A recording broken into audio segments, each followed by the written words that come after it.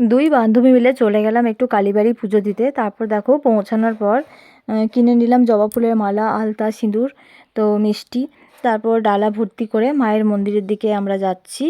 আর যেতে যেতে দেখি দুষ্টুগুলো বসে রয়েছে, হনুমানগুলো, তো ওদেরও একটু ভিডিও নিলাম, বিশেষ করে আমার মেয়েকে দেখানোর জন্য।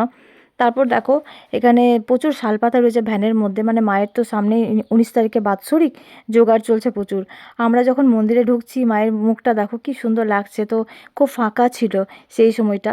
তারপর খুব শান্তিভাবে পুজোটা হলো। পুজো দেওয়ার পর একটু সেলফি নিলাম বান্ধবী আর আমি মিলে। আর একটা ধূপের প্যাকেট যেহেতু কিনেছিলাম সেটাও জ্বালিয়ে প্রণাম করে নিলাম। তো পুজো দেওয়ার পর আমরা মন্দিরটা ঘুরছিলাম। অনেকগুলো মন্দিরই তো আছে এখানে, ধরো হনুমান মন্দির, মনসা মন্দির, এগুলো আমি একটু প্রণাম করছিলাম। তারপর চলে গেলাম ভোলা বাবার এখানে। ভোলা বাবার এখানে শিবের মাথায় জল ঢালা হলো। তারপর পুজো টুজো আমরা কমপ্লিট করে দুই বান্ধবী মিলে বাইরে আরেকবার ফটো তুললাম, একটু ঘুরছিলাম। আর ইচ্ছে করছিল না যে বাড়ি আসি, মানে মন্দিরে এতটা ভালো লাগছিল। আর আমি যেহেতু অনেক দিন পর গেছিলাম সেই জন্য আরও